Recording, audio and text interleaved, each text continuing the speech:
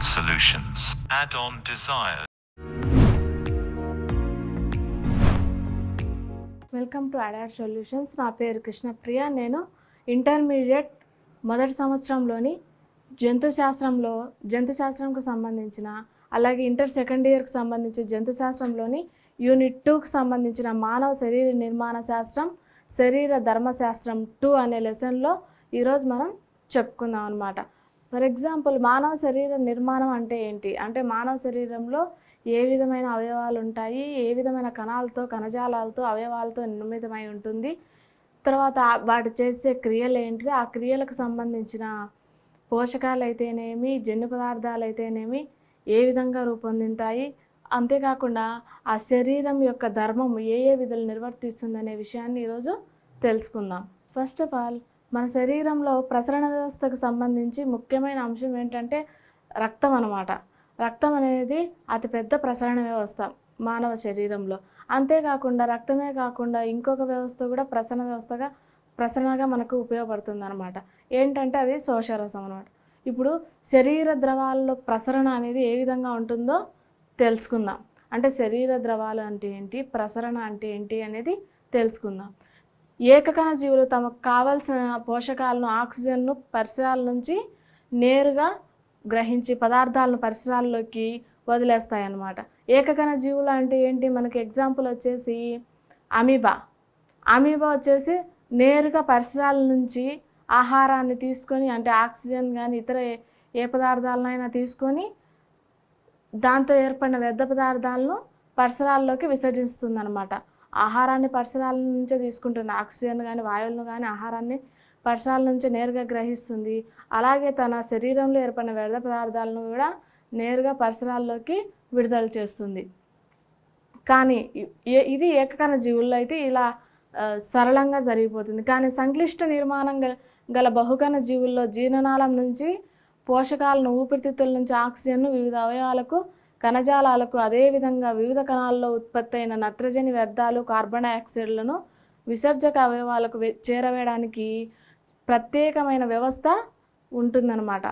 ఇప్పుడు మనుషులైతే ఇప్పుడు ఏకకణ జీవుల్లో తీసుకున్నట్లయితే నేరుగా తీసుకొని ఆ ఆక్సిజన్ అయితేనే, ఆహారాన్ని అయితేనేమి నేరుగా తీసుకొని అవి వాటి శరీర క్రియలకు వినియోగించుకొని ఆ క్రియల ఫలితంగా ఏర్పడిన వ్యర్థాలను ఏమవుతాయంటే నేరుగా వాతావరణంలోకి విడుదల చేస్తాయి. కానీ సంక్లిష్ట నిర్మాణం కలిగిన జీవులలో ఏమవుతుందంటే, బహుగణ జీవుల్లో ఆక్సిజన్ వచ్చేసి ఊపిరితిత్తుల ద్వారా తీసుకొని శరీర అవయవాలకు పంపిస్తారు ప్రసరణ వ్యవస్థ ద్వారా. అలాగే ఆహారాన్ని తీసుకున్నప్పుడు అది పేగులలో, చిన్న పేగుల చూషకాల ద్వారా శోషించుకొని అది రక్తంలో కలపబడి వివిధ అవయవాలకు అనేది ఆ పోషకాలు అందుతాయి. అంతేకాకుండా ఏర్పడిన వ్యర్థ పదార్థాలకు మూత్రపిండాలు అనబడే నిర్మాణాలు ఉంటాయన్నమాట. ఈ నిర్మాణాలన్నిటివి వ్యర్థ పదార్థాలను బయటికి పంపించడానికి ఉపయోగపడుతుంది. అలాగే చర్మం కూడా చెమట ద్వారా అనేక వ్యర్థ పదార్థాలను బయటికి పంపిస్తుంది అనమాట. ఈ విధంగా బహుకణ జీవుల్లో అనేక అవయవ వ్యవస్థలు, అవయవ నిర్మాణాలు అనేవి రూపొందింటాయి అన్నమాట. ఏకకణ జీవుల్లో లాగా సరళంగా అనేది ఇక్కడ లేదు చూడండి. ఒక్కొక్క దానికంటే ఇప్పుడు ఫర్ ఎగ్జాంపుల్ శ్వాసక్రియకు ఊపిరితిత్తులు, ప్రసరణ వ్యవస్థకు రక్తము, శోషరసము, అలాగే జీర్ణక్రియ ప్రక్రియకు ఇక్కడ జీర్ణాశయం అనేది ఉంది. అలాగే ఆ జీర్ణమైన పదార్థాలను చిన్న ప్రేగు అనేది తన చూషకాల ద్వారా శోషించుకుంటుంది. మిగిలిన వ్యర్థ పదార్థాలను ఇది పురీషనాళం పాయువు ద్వారా బయటికి అనేది పంపించడం జరుగుతుంది అనమాట. ఇక్కడ చూడండి ఎన్ని అవయవాలు పనిచేస్తున్నాయో ఒక్కొక్క దానికోసము, వాయువుల రవాణాకైతే, మిగతా విషయాలన్నిటికైతేనేమి. అలాగే ఇక్కడ మనం చూసుకున్నట్లయితే ఈ ప్రసరణ వ్యవస్థ అనేది మనకు ఆక్సిజన్ రవాణా చేస్తుంది. అలాగే మన శరీరంలో ఏర్పడిన పోషకాలను కూడా చిన్న పేగులోని శోషకాల ద్వారా శోషించుకోబడి అవి రక్తం ద్వారా అన్ని కణజాలాలకు వెళ్తాయన్నమాట. ఇదే ప్రసరణ వ్యవస్థ. అంటే ప్రసరణ వ్యవస్థ అంటే మన శరీరంలో ఉండే ప్రతి కణానికి పోషకాలను అందిస్తుంటుంది. అలాగే ఆక్సిజన్ను కూడా అందిస్తుంది అనమాట. ఎలా ఆక్సిజన్ అందిస్తుంది? ఊపిరితిత్తుల ద్వారా తీసుకున్న ఆక్సిజన్ను రక్తంలోని హీమోగ్లోబిన్ అనేది కలుపుకొని ఆక్సిహిమోగ్లోబిన్ అనేది ఏర్పడుతుంది. అలాగే ఈ ఆక్సిజన్ను తీసుకెళ్లిన రక్తమే అక్కడ ఆక్సిజన్ని కణాలకు అందించి కణాల్లో ఏర్పడిన కార్బన్ డైఆక్సైడ్ను కార్బాక్సీ హిమోగ్లోబిన్ ద్వారా ఊపిరితిత్తుల నుంచి శ్వాసరంధ్రాల ద్వారా వాతావరణంలోకి అనేది పంపించడం జరుగుతుందన్నమాట.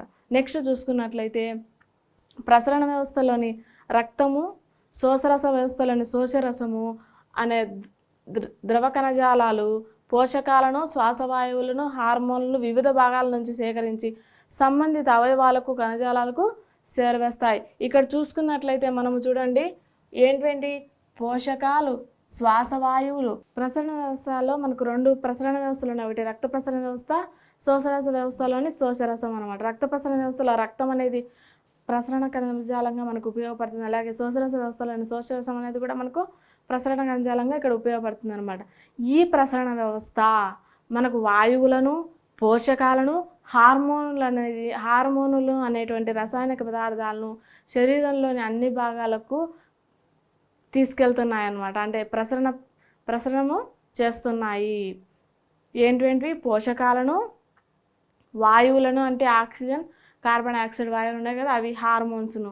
ఈ మూడింటిని కూడా ఇవి వివిధ భాగాల నుంచి సేకరించి సంబంధిత అవయవాలకు, కణజాలాలకు చేరవేస్తున్నాయి. ఏవి? ప్రసరణ వ్యవస్థలోని రక్తము, శోషరసము. నెక్స్ట్ అంతేకాకుండా వీటిలో ఉండే భక్షక కణాలు, గ్లోబులిన్లు శరీరాన్ని వ్యాధికారక క్రిముల నుంచి రక్షిస్తాయి. ఈ రక్తంలో గ్లోబులిన్లు అనేవి ఉంటాయి కదా, గ్లోబులిన్లు అనే ప్రోటీన్స్ ఇవి ఏమేమి చేస్తాయంటే ఇవి హానికర బ్యాక్టీరియాలు కానీ ఏదైనా వైరస్లు కానీ మన శరీరంలోకి ప్రవేశించినప్పుడు వాటిని భక్షిస్తాయన్నమాట. ఎందుకు భక్షిస్తాయి అంటే ఇవి మన శరీరాన్ని వ్యాధుల నుంచి కాపాడడానికి ఇలా వాటిని భక్షించి మనకు రక్షణ అనేది కల్పిస్తాయన్నమాట. ఈ విధంగా రక్షణ వ్యవస్థలో కూడా ప్రసరణ వ్యవస్థలోని రక్తము మరియు శోషరసం అనేటి ముఖ్యమైన పాత్ర వహిస్తున్నాయి అన్నమాట. కాబట్టి ప్రసరణ వ్యవస్థను తపాలా, రక్షకపట వ్యవస్థలతో పోల్చవచ్చు. ఇక్కడ చూడండి మనం ప్రసరణ వ్యవస్థను ఏ విధంగా పోలుస్తున్నాము? తపాలా, రక్షకపట వ్యవస్థలతో మనం పోలుస్తున్నాం అన్నమాట. రక్తంలో ఆల్బుమిన్లు, గ్లోబులిన్లు, ఫైబ్రినోజన్ మొదలైన అనేక రకాల ప్రోటీన్లు ఉన్నాయన్నమాట. రక్తంలో ఏమేమి ఉన్నాయి ప్రోటీన్స్ అంటే ఆల్బుమిన్లు, గ్లోబులిన్లు, అంతేకాకుండా ఫైబ్రినోజన్ అనే మొదలైన ప్రోటీన్లు ఉన్నాయి. అలాగే హెపారిన్ అని కూడా ఉంది రక్తంలో. ఇది రక్తంలో రక్తనాళాల్లో రక్తం అనేది గడ్డకట్టుకోకుండా హెపారిన్ అనే ప్రోటీన్ అనేది కాపాడుతూ ఉంటుందన్నమాట. అంతేకాకుండా ఈ ఫైబ్రినోజన్ అనేది రక్తస్రావం ఎక్కువ కాకుండా కూడా కాపాడుతుంది. ఈ ఆల్బుమిన్, గ్లోబులిన్లు అనేటివి హానికర సూక్ష్మజీవుల నుంచి శరీరాన్ని రక్షిస్తాయి. అంతేకాకుండా ఆల్బుమిన్లు కేశనాళిక ద్రవాభిసరణ పీడనాన్ని కలుగజేసి రక్తం నుంచి ద్రవ నష్టం జరగకుండా అరికడతాయి అన్నమాట. ఇక్కడ చూడండి ఈ ఆల్బుమిన్ అనేది కేశనాళిక ద్రవాభిసరణ పీడనాన్ని అరికట్టి అంటే ఈ నాళాల్లో ఆ రక్తం యొక్క ద్రవాభిసరణ పీడనాన్ని అరికట్టి ఆ రక్తంలోని ద్రవ నష్టం జరగకుండా అరికడతాయన్నమాట. రక్తంలో ద్రవ నష్టం అనేది జరగకోకుండా అరికట్టి రక్తం సాధారణ ఘటనాన్ని కాపాడుతుంది. రక్తంలో నీటి శాతం తగ్గకోకుండా ఆ రక్తం అనేది సమాన స్థాయిలో ఉండేటట్టు అంటే అందులో ఉండే కారకాలు ఉంటాయి కదా, ఎర్ర రక్త కణాలు, తెల్ల రక్త కణాలు, రక్త ఫలికలు, ఇంకా అనేక రకాలు ఏవైనా ఉంటాయి కదా, అవన్నీ సమతా స్థాయిలో ఉండడానికి ఈ ఆల్బుమిన్లు అనేవి తోడ్పడతాయి అన్నమాట. అంతేకాకుండా గ్లోబులిన్లు రక్షణలో, ఫైబ్రినోజిన్లు, ప్రోతామిన్లు రక్త స్కందనంలో ప్రముఖ పాత్ర వహిస్తాయన్నమాట. ఇక్కడ చూడండి గ్లోబులిన్లు అనేటివి అనేక బ్యాక్టీరియా వైరస్లను, హానికర బ్యాక్టీరియా వైరస్ల నుంచి శరీరాన్ని కాపాడతాయి. అలాగే ఫైబ్రినోజిన్, ప్రోతామిన్ అనేది మనకి ఏదైనా గాయమైనప్పుడు అక్కడ రక్తస్రావం అనేది అంటే రక్తం ఎక్కువగా కారిపోకుండా రక్తం గడ్డ కట్టేటట్టు చేసి అక్కడ మనల్ని రక్షిస్తాయన్నమాట, ప్రాణాలను కాపాడుతాయి. రక్తం ఎక్కువగా కారిపోతే రక్త నష్టం అనేది ఎక్కువగా జరుగుతుంది. ఇది ప్రాణాలు కూడా పోతాయన్నమాట, మరణించవచ్చు కూడా. అలా జరగకోకుండా రక్తాన్ని 5 నిమిషాలలో గడ్డ కట్టిస్తాయన్నమాట, రక్తస్రావం జరగకుండా. అదేంటంటే ఫైబ్రినోజిన్, ప్రోతామిన్ అనే ప్రోటీన్లు ఇవి రక్తంలో ఉంటాయన్నమాట. అలాగే వివిధ అంతఃస్రావిక గ్రంథులు స్రవించిన అంతఃస్రావిక గ్రంథులు అంటే ఇక్కడ ఏంటంటే ఎండోక్రైన్ గ్లాండ్స్ అనమాట. ఈ ఎండోక్రైన్ గ్లాండ్స్కి నాళాలు అనేటివి ఉండవు, అందుకే వీటిని అంతఃస్రావిక గ్రంథులు అంటారనమాట. ఇక్కడ వీటికి ఏమవుతుందంటే నాళాలు అనేటివి ఉండవు. కొన్నిటికి నాళాల ద్వారా హార్మోన్స్ రిలీజ్ అయ్యి ఆ నాళాలు ఏ భాగానికి అయితే అటాచ్ అయింటాయో అక్కడికి వెళ్ళి ఆ హార్మోన్స్ అనేవి చేరుతాయి. కానీ కొన్ని వాటికి నాళాలు అనేవి ఉండవు. రక్తంలోకి నేరుగా ఈ హార్మోన్స్ అనేది రిలీజ్ అయిపోతాయి అన్నమాట, విడుదలవుతాయి. ఈ విడుదలైన హార్మోన్లు రక్తం ఆయా భాగాలకు కరెక్ట్గా అంటే సరైన స్థానానికి సరైన అవయవానికి హార్మోన్లను చేరవేస్తుంది అనమాట. అంతేకాకుండా శరీర సమన్వయానికి కూడా తోడ్పడుతుంది. ఈ రక్తం అనేది హార్మోన్లు చేరవేయడం ద్వారా ఏమవుతుంది, శరీర సమన్వయానికి కూడా ఇది తోడ్పడుతుంది.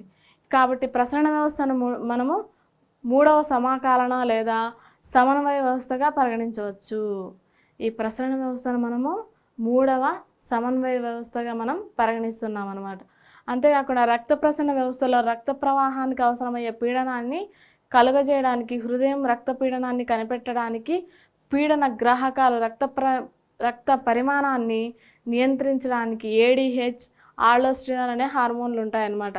ఇక్కడ చూడండి, యాంటీ డయూరిటిక్ హార్మోన్ అలాగే ఆల్డోస్టిరాన్ అనే హార్మోన్లు ఏం చేస్తాయంటే, ఈ యాంటీ డయూరిటిక్ హార్మోను, ఆల్డోస్టిరాన్ అనేటివి రక్త ప్రసరణ వ్యవస్థలో రక్త ప్రవాహానికి అవసరమయ్యే పీడనాన్ని కలగజేయడానికి, హృదయము రక్తపీడనాన్ని కనిపెట్టడానికి, మనకు రక్తపీడనం బీపీ అంటారు, బ్లడ్ ప్రెషర్ అంటారు, 120/80 ఉండాలన్నమాట.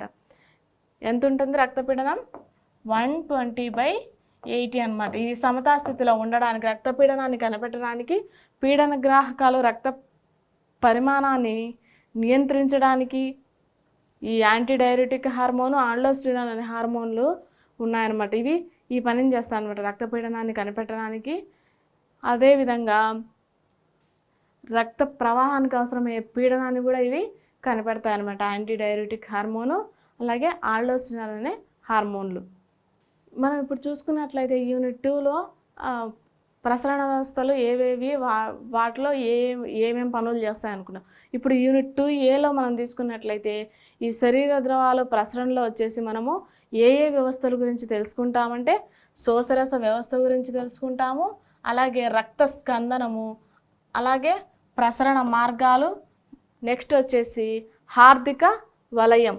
హార్దిక వలయం అంటే హృదయంలో రక్త ప్రసరణ ఎలా వెళ్తుంది, ఎలా ఎన్ని సార్లు వెళ్తుంది, ఏ విధంగా వెళ్తుంది, ఆ ప్రసరణ ఏ భాగాలకు వెళ్తుంది అనేది తెలుసుకుంటాం అన్నమాట. నెక్స్ట్ వచ్చేసి రక్తనాళాల గురించి, ఏది శోషరస వ్యవస్థ, రక్త స్కందనం, ప్రసరణ మార్గాలు, నెక్స్ట్ వచ్చేసి హార్దిక వలయం, రక్తనాళాలు అనమాట. ఇవి ఈ 5 టాపిక్స్ గురించి ఈ 2A యూనిట్లో మనం తెలుసుకుంటాం అనమాట.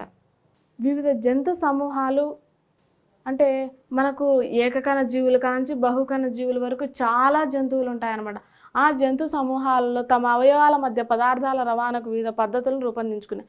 అంటే చాలా రకాల జంతువులు చాలా రకాల అవయవాలను, వాటి నిర్మాణాలను, వాటి నిత్య జీవనానికి అనుగుణంగా అవి రూపొందించుకుంటాయి అన్నమాట. ఫర్ ఎగ్జాంపుల్ జిరాఫీ అనే దానికి ఫస్ట్ మెడ మామూలుగానే ఉండింది, కానీ అది ఎత్తైన చెట్ల యొక్క ఆకులను అందుకోవడానికి మెడను పైకి ఎత్తి ఇలా సాగదీయడం వల్ల ఏమవుతుందంటే దాని మెడ అనేది పరిణామ క్రమంలో ఎవాల్యుయేషన్ ప్రాసెస్లో ఏమైందంటే, ఎవల్యూషన్లో పరిణామంలో దాని మెడ అనేది పొడుగుగా సాగడం అనేది జరిగింది.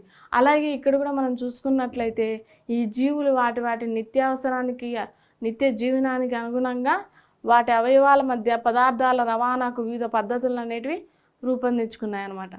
నెక్స్ట్ ప్రాథమిక జీవులైన స్పంజికలు, నిడేరియన్లు పరిసరాల నుంచి నీటిని వాటి కుహరాల్లోకి, అంటే అవి నీళ్ళల్లో ఉంటాయి కదా, ఈ నిడేరియన్లు, స్పంజికలు అనేటివి ఇవి ప్రాథమిక జీవులు అన్నమాట. ఇవి వాటి పరిసరాల్లోంచి నీటిని వాటి యొక్క కుహరాలు అంటే ఖాళీ ప్రదేశాల్లోకి ప్రసరింపజేసి పదార్థాలను పరస్పరం వినిమయం చేసుకుంటాయి. అంటే ఆక్సిజన్ను తీసుకొని నీళ్ళలో ఉండే ఆక్సిజన్ను తీసుకొని వాటిలో ఏర్పడిన కార్బన్ డైఆక్సైడ్ ఆ నీటి ద్వారానే బయటకు పంపిస్తాయి అన్నమాట. అక్కడ వాయువుల మార్పిడి జరుగుతుంది, అలాగే పదార్థాల మార్పిడి కూడా జరుగుతుంది.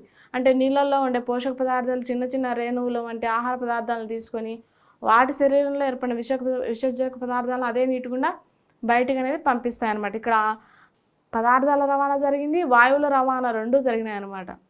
నెక్స్ట్ కిష్ట నిర్మాణం గల జంతువులు అంటే బహుకణ జంతువులు పదార్థాల రవాణాకు ప్రసరణ ద్రవాలను వినియోగిస్తాయి.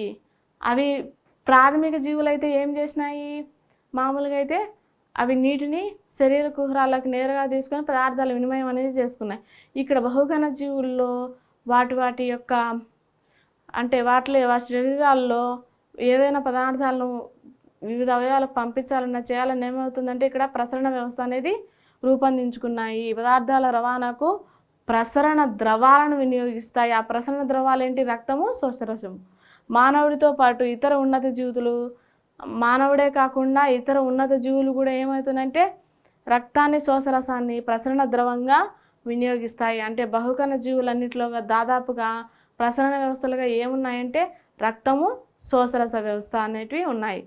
ఫస్ట్ ఆఫ్ ఆల్ మనము శోషరస వ్యవస్థ గురించి తెలుసుకుందాం. ఇది శరీర కణజాలాల్లో పల్చని కుడ్యాలు గల అందశోషరస కేశనాళికలతో ఏర్పడిన, అంటే అందశోషరస కేశనాళికల్లో ఏర్పడిన ఒక వలలాంటి నిర్మాణం అన్నమాట ఈ శోషరస వ్యవస్థ అనేది. విస్తృత వలలాంటి వ్యవస్థ. చిన్న చిన్న కేశనాళికలు, అంటే ఇక్కడ మనకు వలలో ఏమవుతుంది, చిన్న చిన్న దారపోగులు ఒకదాంతో ఒకటి కలిపిబడి ఉంటాయి కదా, అలాగే ఇక్కడ చిన్న చిన్న కేశనాళికలు అంటే చిన్న చిన్న నాళాలు, గొట్టాల నాళము అంటే గుర్తుపెట్టుకొని గొట్టం లాంటి నిర్మాణం అని. చిన్న చిన్న కేశనాళికలు ఒకదాంతో మరొకటి కలిసి పెద్ద నాళాలు అనేది క్రమంగా ఏర్పరుస్తూ తలకిందులైన వృక్షం నిర్మాణాన్ని తలపిస్తాయి అన్నమాట. వృక్షం మామూలుగా ఇలా ఉంటుంది కదా, ఇది ఇలా ఉంటుంది అన్నమాట. ఇలా ఒకదాంతో ఒకటి ఇట్లా ఏర్పడి ఉంటుంది అన్నమాట. ఇట్లా జిగ్జాగ్గా చిన్న నిర్మాణాలు ఏర్పడి ఆ చిన్న నాళాలే ఒక పెద్ద నాళంగా ప్రసరణ వ్యవస్థలో ఏర్పడతాయి అన్నమాట. ఇది తలక్రిందులైన వృక్ష నిర్మాణాన్ని తలపిస్తుంది అనమాట శోషరస వ్యవస్థ అనేది. నెక్స్ట్ చివరి పెద్ద నాళాలు శోషరసాన్ని ఏం చేస్తాయి అంటే మెడ కింది భాగంలోని సిరల్లోకి విడుదల చేస్తాయి. ఈ మెడ యొక్క కింది భాగంలోకి ఈ పెద్ద శోషరస నాళాలు శోషరసాన్ని ఎక్కడికి విడుదల చేస్తాయంటే మెడ కింది భాగంలోకి సిరల్లోకి విడుదల చేస్తాయన్నమాట ఈ శోషరసాన్ని. ఈ వ్యవస్థను వివృత రకము అంటారు. ఈ వ్యవస్థను ఏమంటారంటే వివృత రకము అంటారు. ఎందుకు వివృత రకం అంటారంటే ఇది శోషరసాన్ని నేరుగా విడుదల చేస్తుంది అనమాట, అందుకని దీన్ని వివృత రకం అంటారు. శోషరస కేశనాళికలు మూసి ఉన్న చివరలు గల సూక్ష్మ నిర్మాణాలు. ఈ శోషరస వ్యవస్థ అనేది వివృత రకానికి చెందిందనమాట. శోషరస కేశనాళికలు మూసి ఉన్న చివరలు గల సూక్ష్మ నిర్మాణాలు. అంటే ఈ శోషరస కేశనాళికలు అనేటివి చివరి భాగంలో ఎలా ఉండంటే మూత వేసినట్లుగా, అంటే అవి అంతా కప్పబడినట్లుగా కనిపిస్తుంది అనమాట. ఇవి కణాంతర ప్రదేశాల్లో విస్తృత వలలాంటి నిర్మాణాన్ని ఏర్పరుస్తాయి. ఇవి ఏంటంటే కణాల్లో ఉన్న ప్రదేశాల్లో ఏమవుతుందంటే కణాంతర ప్రదేశాల్లో ఇవి విస్తృత వలలాంటి నిర్మాణాన్ని అనేది ప్రదర్శిస్తాయి అన్నమాట. వీటి కుడ్యం అంతరస్థరంతో ఏర్పడి ఉంటుంది. వీటి కుడ్యం అనేది ఆ నాళాల కుడ్యం అనేది అంతఃస్థరంతో ఏర్పడి ఇవి రంధ్రం సహితంగా ఉంటాయి. అంటే అనేక రంధ్రాలు అనేటివి ఉంటాయి. దీనివల్ల ఏమవుతుందంటే ఈ అంతరస్థరంలో ఉండే రంధ్రాల వల్ల ఏమవుతుందంటే కణబాహ్య ద్రవము, ప్రోటీన్లు, సూక్ష్మజీవులు, శోషించబడిన క్రొవ్వులు సులభంగా ప్రవేశించగలుగుతాయి. ఈ వీటి యొక్క రంధ్రాల ద్వారా ఏం జరుగుతుందంటే అంతర్స్థరంతో ఏర్పడి రంధ్ర సహితంగా అనేది కుడ్యం ఉంటుంది కదా, ఈ కుడ్యం ద్వారా ఏమవుతుందంటే కణబాహ్య ద్రవము, ప్రోటీనులు, అలాగే పోషణ ఫలితంగా ఏర్పడిన క్రొవ్వులు ఉంటాయి కదా, శోషించబడిన కొవ్వులు కూడా సులభంగా వీటిలోకి ప్రవేశించగలుగుతాయి. సూక్ష్మజీవులు అందు కూడా ఈ రంధ్రాల ద్వారా సులభంగా అనేది శోషించబడతాయి అన్నమాట. ఈ శోషరస వ్యవస్థ వల్ల ఇది మనకు లాభం అన్నమాట. నెక్స్ట్ చూసుకున్నట్లయితే Add-on solutions. Add-on design.